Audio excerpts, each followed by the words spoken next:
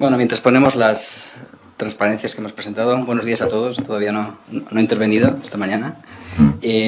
Quería dar las gracias a IBA y particularmente a Gonzalo por la invitación y por entender que sería también interesante en toda esta ecuación que compartiésemos cuál es el punto de vista del cliente, ¿no? De la empresa multinacional que es en el fondo la que va a recabar los servicios del abogado, ¿no? Lo que voy a intentar discutir es cómo afecta la normativa aplicable que hemos discutido hoy y que de alguna forma voy a intentar omitir, a pesar de que veréis en las transparencias, cómo influye esta normativa en la relación entre el abogado interno o la empresa y el abogado externo, ¿no? Veréis, por otro lado, que no hay logos de compañías en mis transparencias. Yo estoy hablando en mi propio nombre porque estoy en un proceso de transición de la compañía donde he estado trabajando. De hecho, todavía formalmente pertenezco, Millicom International. Voy a trabajar ahora en otra compañía, una operadora de telefonía móvil que opera fundamentalmente en países de la antigua Unión Soviética. Y es interesante ver en la información que Gonzalo ha compartido esta mañana que el 90% de las personas que han tenido tratos con abogados en los países de CIS han percibido temas de corrupción. Entonces voy a tener una vida bastante interesante a partir del 1 de agosto. La primera cuestión que quería plantear es ¿de qué estamos hablando? Porque se está hablando de este concepto fundamentalmente anglosajón, que es compliance.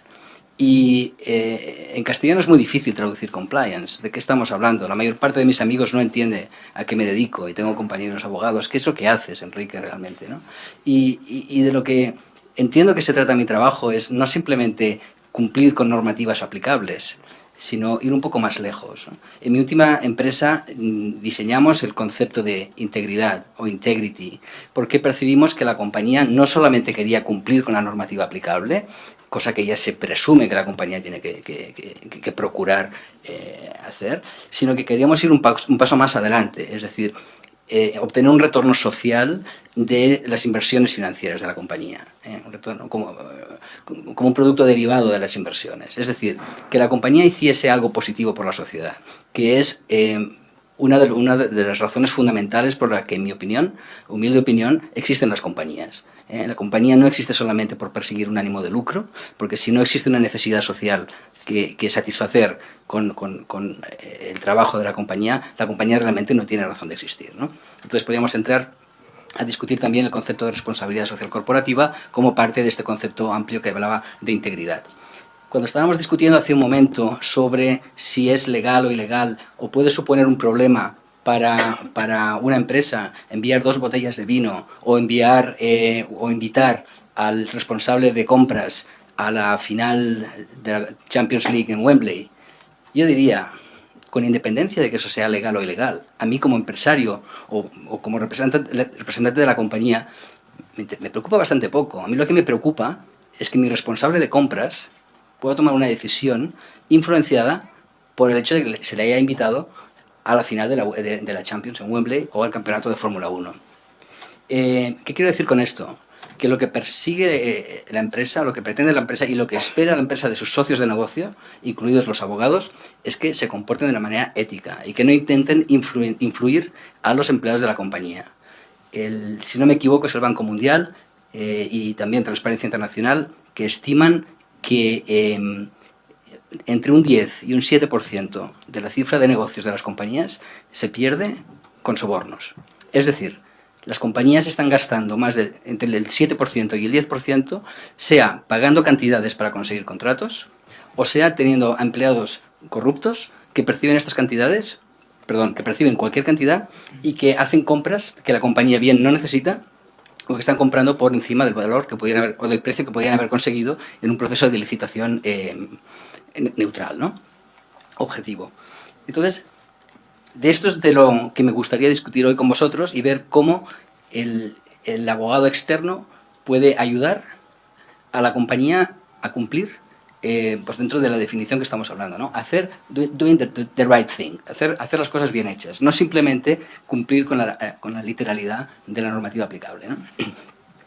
Entonces, como abogado interno, Es decir, estábamos hablando aquí del rol del compliance officer. Bueno, pues este es el papel que yo represento en las compañías, ¿no? ¿Cuál es el reto del abogado interno? Pues por supuesto que hay una cobertura razonable de todos los temas jurídicos. ¿Por qué digo razonable? Porque habrá que entender que las compañías no pueden tener un número de recursos ilimitados de personal o presupuesto para gastos externos en abogados. Entonces, más o menos la idea la intento representar con este triángulo equilátero, es decir, que no haya una desproporción, porque podemos tener una cobertura muy alta, pero también teniendo un número de headcount altísimo, ¿no?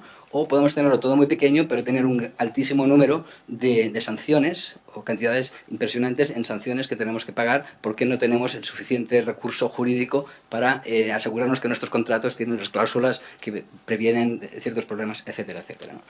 Entonces, compliance, aquí, compliance en el sentido, podemos decir, estricto, es importante. Pero estamos intentando introducir también el concepto de la ética dentro de todo esto y asegurarnos que hacemos los negocios dentro de esta línea.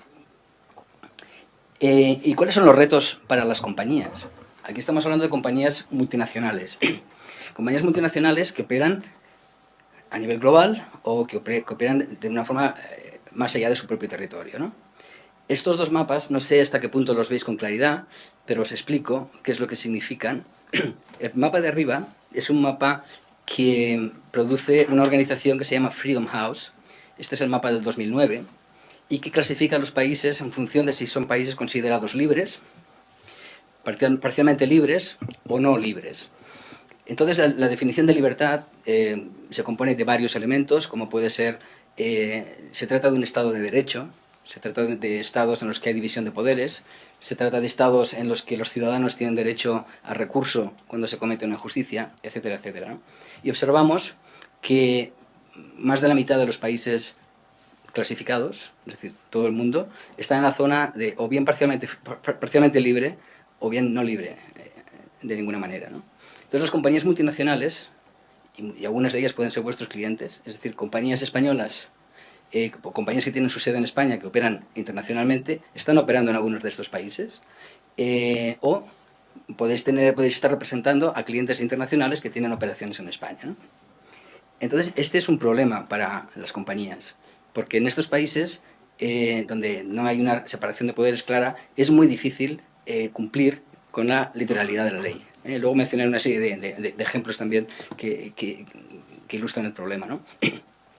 El mapa de abajo es un mapa que produce Transparencia Internacional. Transparencia Internacional es una organización no gubernamental que lucha por erradicar la corrupción y que todos los años hace un ranking de percepción de corrupción. Es decir, hacen una encuesta, un número de encuestas a personas que están haciendo actividades profesionales o empresariales en todos los países del mundo, y entonces clasifican a estos países por corrupción, por percepción de corrupción. Y aquí el verde, más o menos, son países que la corrupción, la percepción de corrupción es ciertamente baja. Amarillo, que es un poquito menos baja. Y los países que están en rojo o muy rojo son países donde la corrupción es o alta o muy alta. Mejor dicho, la percepción de corrupción es o alta o muy alta. Observáis que más de las dos terceras partes del mundo son países donde la percepción de corrupción es alta o muy alta. Y ahí es donde están operando las compañías, o muchas de las compañías multinacionales. La compañía que estoy dejando ahora opera opera exclusivamente en Latinoamérica y África, con lo cual todos los países donde mi compañía está operando están en rojo o muy rojo. Y la compañía donde voy a trabajar pues también está en rojo o muy rojo y en la parte azul del mapa de arriba, ¿no? Es decir, los retos que tienen las compañías son grandes. Y ahí es donde es necesario que los abogados internos trabajen con los abogados externos.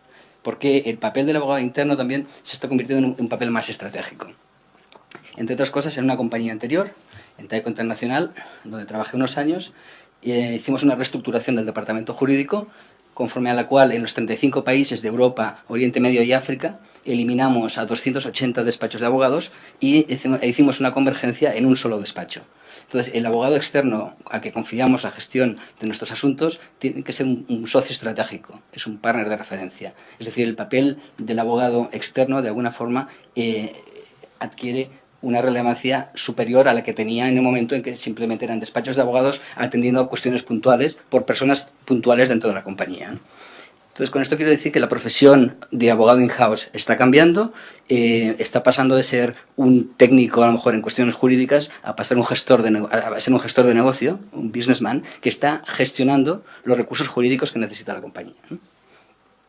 Y me podéis interrumpir con cualquier pregunta en cualquier momento. Entonces, hemos visto una serie de razones por las cuales es importante que las compañías cumplan. Hemos dicho pues, que se pueden poner los activos de la compañía en riesgo, puede suponer una pérdida en capitalización bursátil. Es decir, últimamente ha habido pocas compañías que se han ido o que han desaparecido por una mala gestión.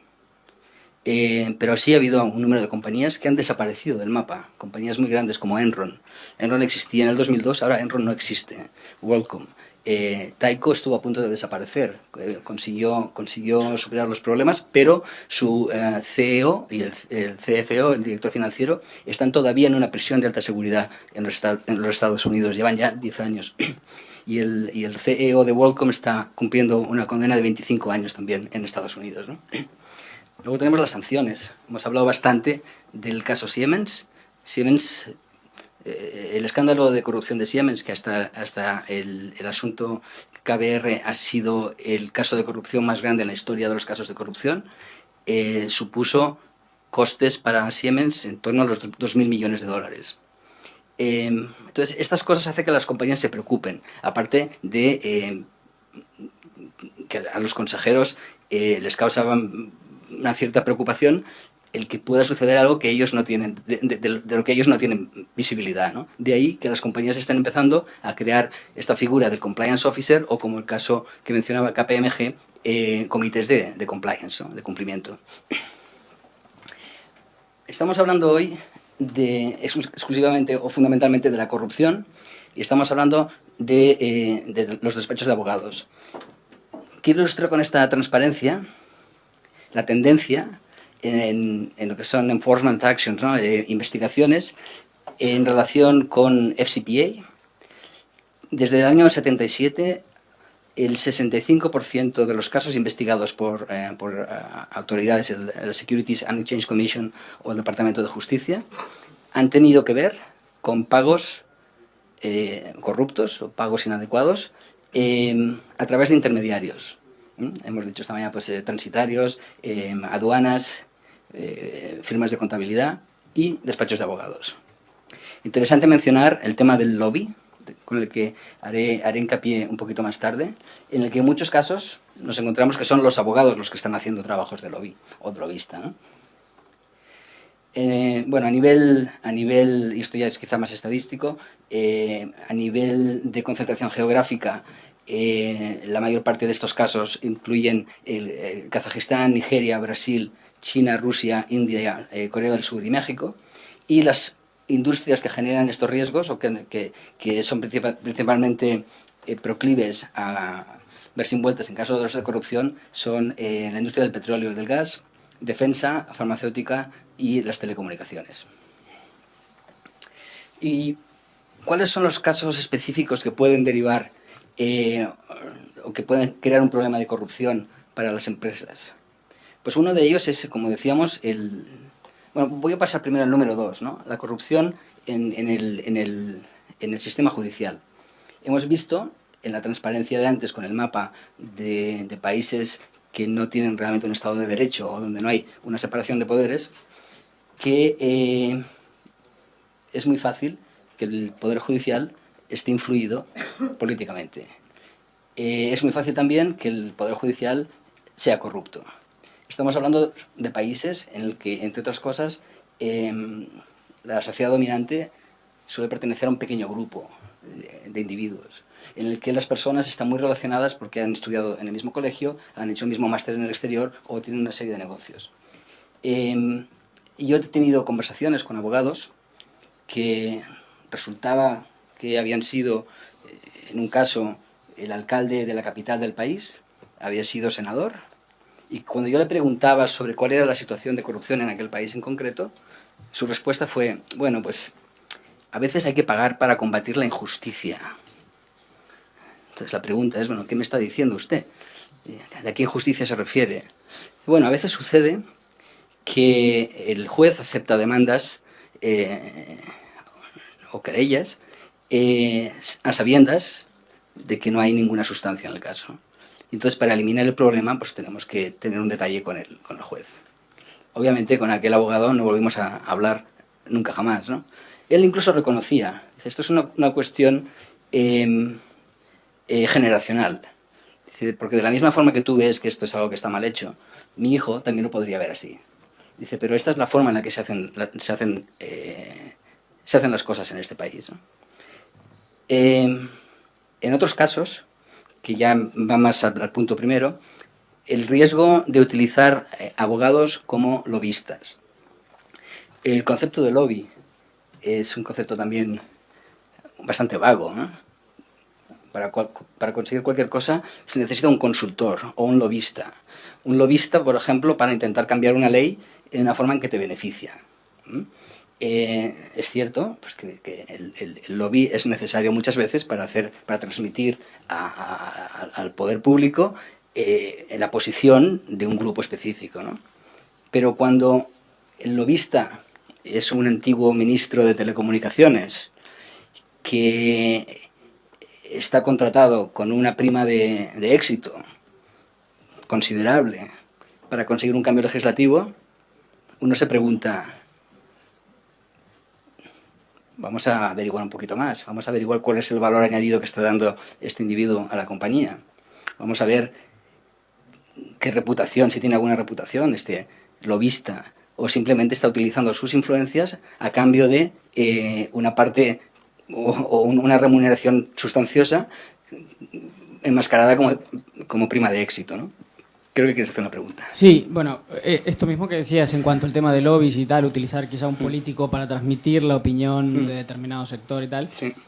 Yo creo que un poco las prácticas corruptas van evolucionando en la medida en la que la ley intenta acorralarlas, ¿no? Y creo que es bastante común ver últimamente cómo hay prácticas de corrupción diferida, es decir, un ministro de X cartera, luego de 2 años deja la función pública y se va a trabajar a una empresa que técnicamente se podrían haber beneficiado en su gestión, Sí. y se va como miembro del órgano de administración con sueldos astronómicos de los que participa en una junta anual al año.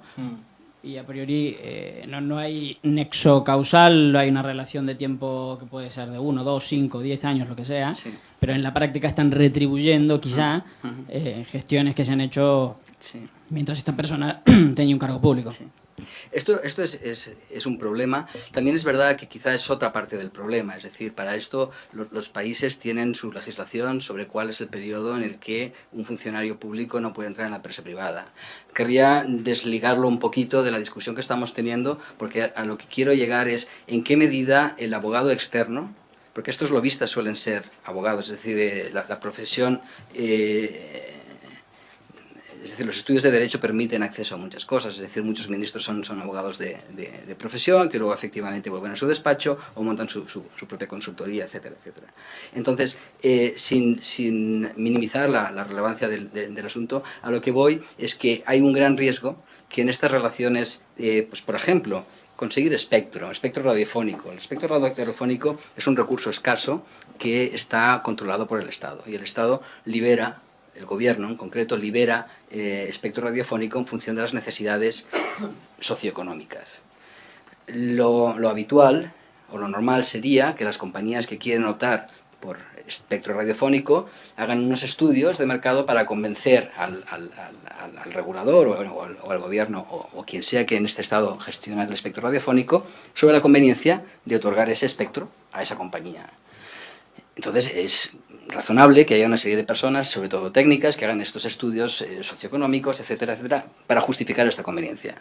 Cuando la persona a la que se encarga ese trabajo simplemente ha sido una persona que ha tenido un puesto de relevancia en un ministerio, que no emite ningún informe ningún informe socioeconómico, y simplemente resulta que tiene una serie de contactos en el ministerio de su época en la que fue ministro y que tiene unas cantidades importantes como prima de éxito, ahí es donde tenemos que empezar a sospechar. Y ahí es donde tenemos que empezar a tomar las medidas de precaución a que hacía referencia KPMG, que yo he listado muchas de ellas, pero no voy a entrar a volver a discutir, porque más o menos ya las hemos comentado, ¿no?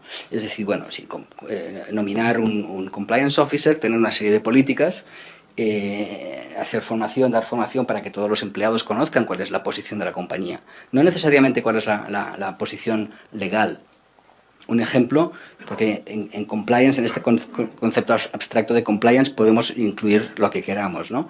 Desde mi punto de vista, los principales elementos serían, aparte de corrupción, serían la protección de datos, sería el derecho a la competencia y sería el medio ambiente, ¿no?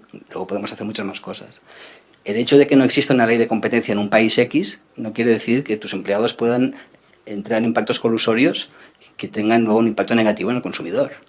Bueno, no sería ilegal, pero lo que yo espero como abogado de la compañía, o lo que yo espero que mi comité de dirección o mi consejo de administración espere de mi compañía, no es que seamos estrictamente legales, o mejor dicho, no que no seamos ilegales, sino que hagamos las cosas bien hechas.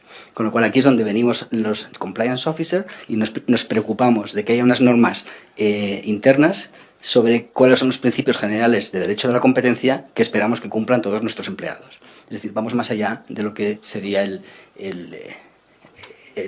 la aplicación estricta de la ley.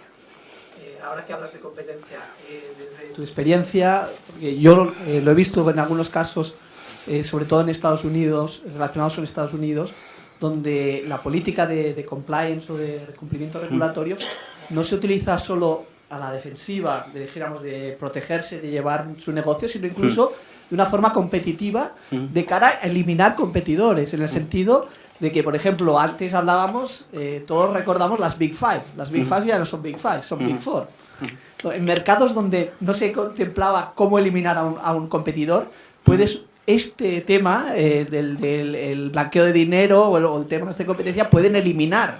Y en el caso de auditoría, contabilidad, pues se eliminó a una de las grandes cinco compañías. Entonces, ¿hasta qué punto has visto? Porque yo esto lo he visto en Estados Unidos, pero a lo mejor en Europa lo he visto menos.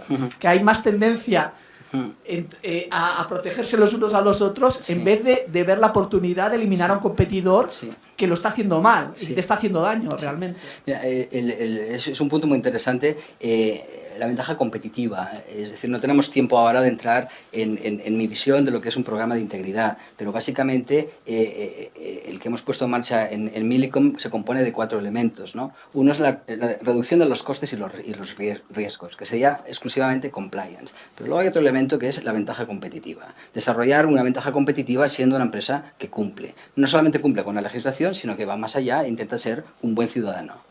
Entonces, eso tiene muchísimas ventajas. En el caso concreto, podemos atraer empleados que prefieren trabajar con una compañía que tiene reputación a otra, o retener empleados, etcétera, etcétera.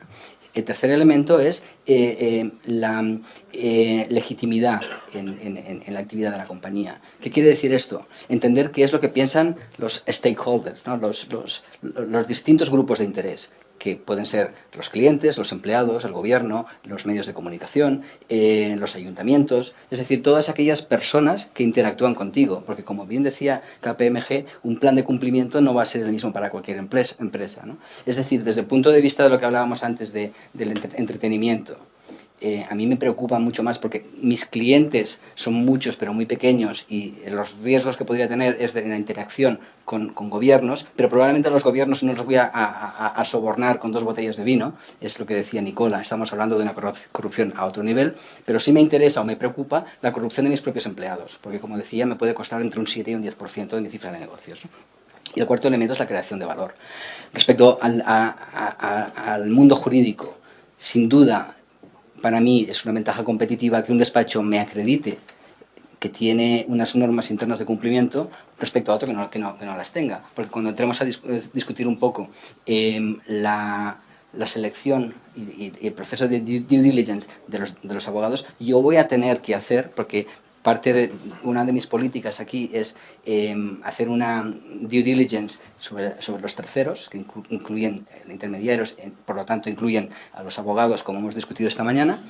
Voy a tener que poner una serie de medidas o de controles que me justifiquen o por lo menos me den un nivel de confort de que el abogado con el que me estoy asociando o al que le estoy encargando que me represente es un abogado que tiene una reputación, que no ha estado involucrado en ningún caso de corrupción, que es un técnico suficientemente bueno en la materia a la que le estoy contratando, ¿no? Porque en ocasiones puedes encontrarte que el intermediario te viene determinado por la otra parte. Es decir, no, quiero discutir este asunto con un consultor y quiero que el consultor sea este. Entonces, vamos a ver, si es consultor, déjame que elija yo al consultor, ¿no? Entonces, hay una serie de cuestiones que hay que intentar averiguar, que es lo que denominaríamos red flags, ¿no? Los red flags es... ¿de qué estamos hablando? ¿Me dice mi abogado que tengo que hacerle un pago en el exterior? En un paraíso fiscal. Me lo ha pedido la otra parte, es decir, es el gobierno que me está pidiendo que utilice a ese consultor para hacer esta operación. Entonces, en la medida en que yo pueda convencerme de que el abogado es una persona técnicamente capaz con relación al asunto que le quiero encargar, que no tiene ningún tipo de escándalo, que tiene una reputación intachable, eso convierte a ese abogado en una persona que tiene una ventaja competitiva sobre cualquier otro abogado, ¿no? Entonces, no sé cómo andamos de tiempo, creo que hemos pasado la hora ya, porque podríamos hablar sobre el proceso de due diligence, el aspecto interno o externo, pero quizás sea mejor que abramos el foro a preguntas. Sí, yo antes de pronto de las preguntas, yo quisiera como para la conclusión es, tú ves realmente con la experiencia que has tenido en las distintas empresas y lo que está pasando, hay un cambio realmente dentro de los procesos de due diligence, dentro de los procesos de retención de abogados, a exigirle más a las firmas y no únicamente que tengan una buena reputación, sino desde el momento mismo en que, por ejemplo, hay un retainer letter con la firma de abogados, incluir cláusulas anticorrupción, hacer un monitoreo, pedirles una certificación anual o bianual sobre el cumplimiento, etcétera, etcétera. Sin duda, porque esto es una invitación a que entonces puntualice un poquito más el proceso de due diligence y los siguientes pasos. Efectivamente, para yo poder seleccionar, primero lo que recomendaría es que las compañías centralizasen el proceso de selección de los abogados. Es decir, que sea el departamento jurídico interno el que se encargue de la selección de los abogados, de negociar honorarios, de entender el nivel de pericia o de experiencia que tengan estos abogados. Que no sea cualquier persona dentro de la empresa que pueda hacer una consulta al abogado de su conveniencia, ¿no? Entonces, si en un asunto concreto se necesita un abogado, hay que entender cuál es la justificación para que se elija a este abogado, ¿no? Hay que entender si el abogado que se propone tiene la experiencia, como decía, para ese tema concreto. Hablamos de la reputación, es lo que tenemos aquí desde el punto de vista de la revisión interna. Desde el punto de la revisión externa, lo mismo que aplicaría a cualquier otro proveedor, ¿no? Que tenga buenas referencias. Quizás menos aplicable en el caso de los abogados, pero que tengan también buenas referencias financieras, es decir, que sea una entidad que no sea insolvente, ¿no? Insisto que es menos relevante quizá para los abogados, ¿no? Ver lo que dicen los medios de comunicación. Si estoy en un país extranjero, intentar conocer qué es lo que mi embajada sabe sobre esa persona, sobre el consultor o sobre ese despacho, ¿no? Entonces completaríamos un formulario de due diligence, en el que le pedimos, en el que recabamos una serie de información que nos permitirá luego hacer las consultas que tengamos que hacer externamente, ¿no? Habrá que establecer pues unas salvaguardas contractuales, en el que el abogado, en este caso, confirme que no ha sido una persona que no está vinculado a un gobierno, que no es o no ha sido o no tiene alguien en su entorno que sea un funcionario público. No porque necesariamente no podamos seguir con él si lo ha sido, sino porque tenemos que saber en qué medida puede haber un conflicto de intereses, en el caso concreto, ¿no? Esperamos que el abogado confirme que ha entendido nuestra política anticorrupción y cuáles son las expectativas de la compañía en relación a cumplimiento, ¿no? Esperaríamos que confirmase que está de acuerdo con los principios establecidos en nuestro código ético o que nos indique si él tiene un código ético y en qué medida se cumple, en qué medida el programa de cumplimiento al que hacía referencia KPMG lo tiene implantado el despacho de abogados, ¿no? Una cosa que quería decir, y quizás menos conexa con esto, pero me viene el punto sobre el comentario de la compañera. Todo esto que estamos diciendo, en un entorno como el que hemos visto en los mapas de libertad o mapas de corrupción, es extremadamente complejo para pequeños empresarios o para pequeños abogados. Es decir, las empresas en las que yo he trabajado, en esta última empresa, por ejemplo, es la número 1 o número 2, la empresa de telefonía número 1 o número 2 en todos los mercados en los que opera, menos en uno. Es una gran empresa y de alguna forma sí tiene esta posibilidad de educar a la otra parte que tiene expectativas de percibir a lo mejor algún pago, ¿no? Si uno es un empresario pequeño, francamente yo le diría que se puede olvidar de hacer negocios en ciertos países si lo quiere hacer de una forma decente, porque la estructura es tal que complica muchísimo. Y me viene a colación ahora otro comentario que hablábamos esta mañana, ¿no? Se decía, bueno, la presión que tienen los despachos de abogados en todo esto, ¿no? La importancia que tiene que el despacho cumpla porque parece que el foco está en el despacho. Yo podría decir lo mismo sobre las empresas, ¿no? Es decir, la caza y captura a la empresa, es decir, la empresa multinacional de alguna forma está estigmatizada. Parece que es la empresa la que va a corromper. Bueno, pues tendremos que verlo también, o tenemos que ver la parte del Estado en el que la empresa hace o realiza sus actividades. ¿En qué medida el Estado tendría que ser responsable? ¿En qué medida podríamos esperar que la comunidad internacional pusiese algún tipo de presión o sanciones a los países que aparecen en rojo o en muy rojo en el mapa de transparencia internacional? Eso parece que no sucede. Entonces, yo abrazo y saludo con cariño a la introducción del concepto de corrupción privada. Porque entiendo que ese concepto me permite a mí como empresario asegurarme de que habrá una cierta cautela pues de mis competidores o de mis proveedores en cuanto a sobornos a mis propios empleados en el caso de competidores o en el caso de otro tipo de pagos que no serían necesariamente solo a funcionarios públicos. Bueno, yo creo que esto es un muy buen ejemplo. Yo creo que la mejor conclusión que le podríamos dar al día es este. El cliente cambió y a veces decíamos con el lavado de activos, y Nilsson lo decía, es una carga muy grande para las firmas. Pero yo no conozco por lo menos un solo cliente, no puede que pase, pero que a uno le pida una certificación de que uno está cumpliendo con la directiva europea de lavado de activos, si uno sí está haciendo su due diligence y su reporte de transacciones sospechosas. Pero lo que sí está pasando es que los clientes cada vez más están pidiéndolo en el tema de soborno internacional. Ellos, como sí tienen la presión y esto se hereda a toda la cadena de valor, ahí hay una presión y me alegra mucho que Enrique pueda ponerlo de eso. Tenemos espacio para una pregunta y creo que había una pregunta, ¿sí? Sí, en realidad es una pregunta muy rápida. Antes has mencionado que para las empresas, o al menos aquellas en las que tú has trabajado, el abogado externo tiende a convertirse en un socio estratégico. Me ha llamado la atención y me gustaría que explicaras un poco, dentro del tiempo que nos quede, qué quieres decir con esto, si tiene que ver con este tema de la due diligence o a qué te refieres. Bueno, en general, y daría pie a otra charla más larga, ¿no?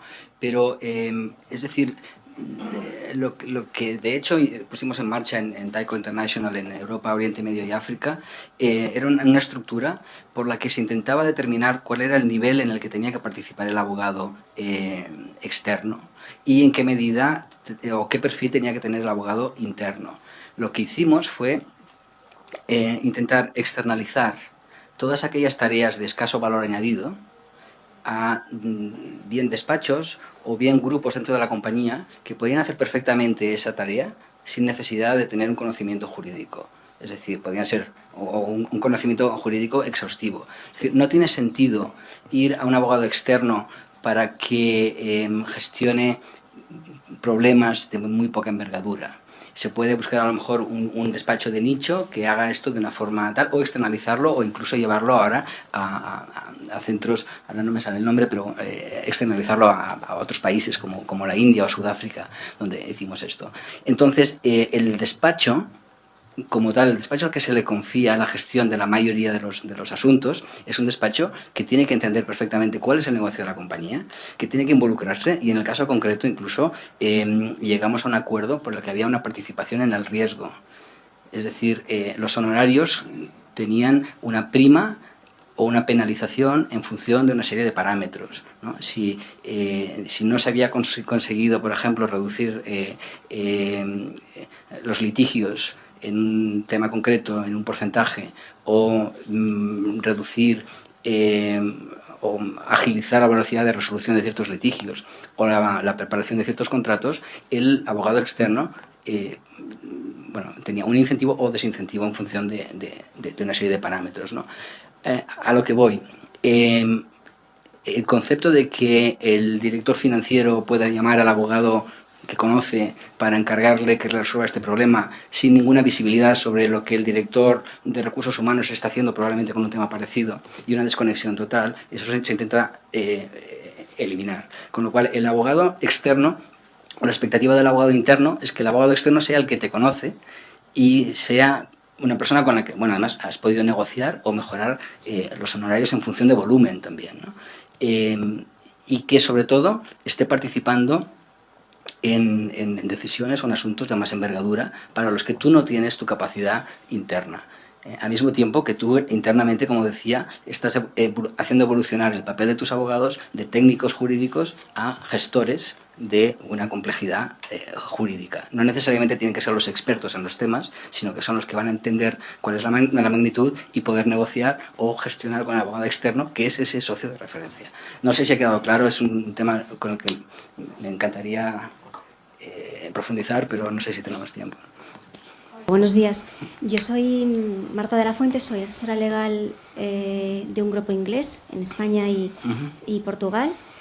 Y claro, yo tengo una duda de la que no estoy convencida totalmente. Yo estoy poniendo en mis contratos, y nosotros tenemos un programa de cumplimiento y unas medidas anticorrupción, pero no tengo claro para nada que la Anti-Bribery Act se aplique en España. Yo veo un conflicto de jurisdicción. En España tenemos el Código Penal, entonces, ¿hasta qué punto, no sé si os ha pasado esto en otras multinacionales, hasta qué punto esto es un problema a la hora de implementarlo? Porque se está transmitiendo a todos los empleados, a los consejos de administración, la Anti-Bribery Act es extraterritorial, tal, pero yo la verdad no estoy nada convencida, entonces no sé si podréis, alguien... Te puedo dar una respuesta quizá un poco ortodoxa, pero muy práctica. Cuando se aprobó la Bribery Act, yo participaba en seminarios, etcétera, y la gente preguntaba, ¿supone mucho esfuerzo para la compañía adaptarse a la UK Bribery Act? ¿Una vez os habéis preocupado de cubriros de vuestras responsabilidades respecto a FCPA? Ninguna. ¿Por qué? Porque la ambición o la expectativa, o mi expectativa y la de el equipo de gestión de las compañías donde he trabajado, no era cumplir con FCPA, era hacer negocios de una forma adecuada, ser éticos. Entonces, el que UK Bribery Act me diga prohibidos los facilitation payments, o ahora introducimos el concepto de corrupción pasiva, a mí me trae sin cuidado. Si es territorial o no es extraterritorial, me da igual. Yo lo que le estoy diciendo a mis empleados es que tolerancia cero, como decíamos esta mañana, tolerancia cero a cualquier caso de corrupción, activa o pasiva, en tu país o fuera. Porque me puedes decir, no, pero es que FCPA no afecta si tú estás pagando sobornos en tu país.